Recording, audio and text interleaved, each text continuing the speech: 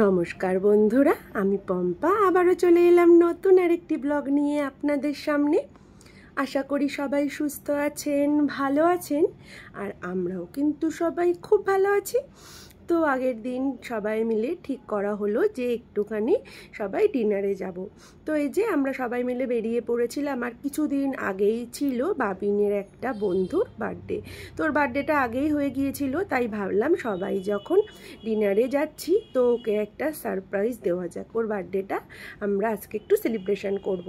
তো যেমন ভাবা তেমন কাজ, সেই অনুযায়ী আমরা চলে গেলাম কেক শপে। ওইখান থেকে ওর জন্য একটা কেক নিয়ে নিলাম। নিয়ে এই দেখুন আমরা চলে এসেছি হইচইতে।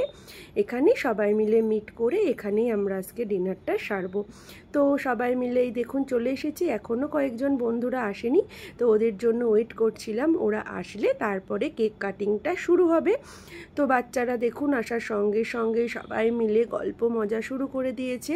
আর এই দেখুন এই সোফার পরে এত লাফালাফি করেছে। আসলে হইচইয়ের দাদাটা ভীষণ ভালো, ওরা এত দুষ্টুমি করেছে, তাও আমাদের ওইখান থেকে যে তাড়িয়ে দেয়নি, এটাই বাঁচোয়া। ওদেরকে যখন আমরা বলছিলাম, ওরা বলছে বাচ্চারা তো দুষ্টুমি করবেই। তো ওদের এই বিহেভিয়ারটা আমাদের ভীষণ ভালো লেগেছে। তো এই যে এবার কেকটা কাটিং করে নেওয়ার পালা। আমি একটু কেকটাকে ডেকোরেশন করে নিচ্ছি।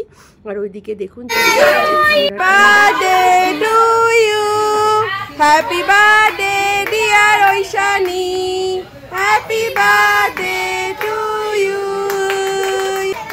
তো এই যে বাচ্চারা সবাই মিলে কেকটা কাটিং করে নিল। আর এদিকে ঠান্ডা ঠান্ডা জুসটা চলে এসেছে। সবাই মিলে ঠান্ডা ঠান্ডা জুসটা খেয়ে নিলাম এই গরমের মধ্যে। ওটা খেতে বেশ ভালো লাগলো।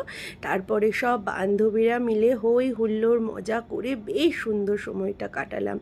আর সঙ্গে আমরা অর্ডার দিয়ে দিয়েছিলাম, দেখুন এখানে গরম গরম বাচ্চাদের জন্য ছিল চিকেন পকোড়া। ওরা যেহেতু ঝাল খেতে পারবে না, তাই ওদের জন্য স্পেশালি এটা ঝাল ছাড়া বানানো হয়েছিল। আর এইদিকে বাচ্চারা তো গল্প করছিল। আর এই দেখুন বাবারাও এক জায়গায় হয়ে ওরা ওদের মতো গল্প করতেই ব্যস্ত।